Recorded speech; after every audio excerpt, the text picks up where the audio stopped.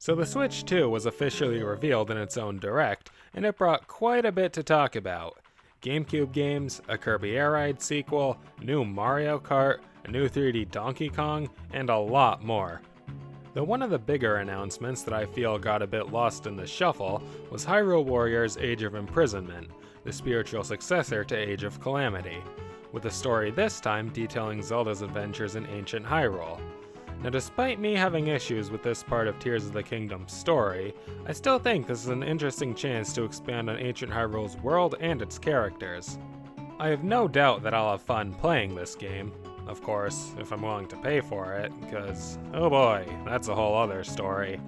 But aside from that, there's one thing about this title that worries me, and that's the fact that this is a Hyrule Warriors game that involves time travel. Let me explain. In Age of Calamity, there are several characters from the present that travel back in time to save their champion counterparts. And with their help, everyone is able to band together to defeat Calamity Ganon and have a happy ending.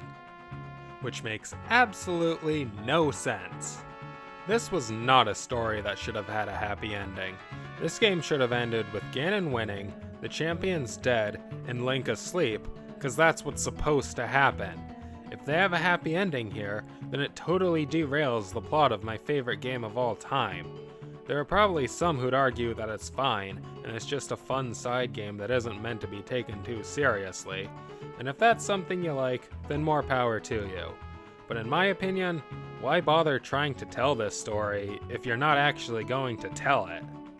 This is like if Luke Skywalker traveled back in time to Revenge of the Sith in order to save Anakin and kill Palpatine there.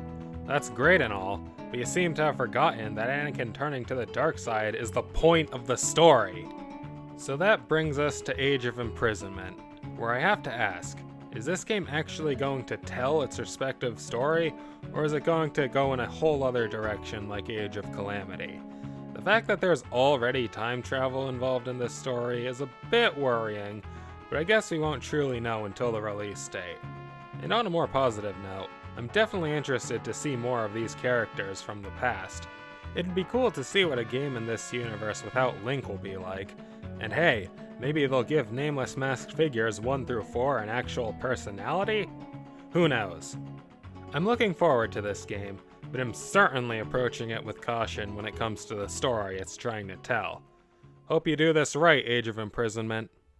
But I'm interested to hear what you think. Do you have the same concerns as me, or are you fine with these games going off on their own? I hope I didn't sound too toxic towards Age of Calamity, as it's a game I really liked. I just want these supposed prequels to actually be prequels to their respective games. So basically, when it comes to Age of Imprisonment, I'm watching you, Wazowski. Always watching.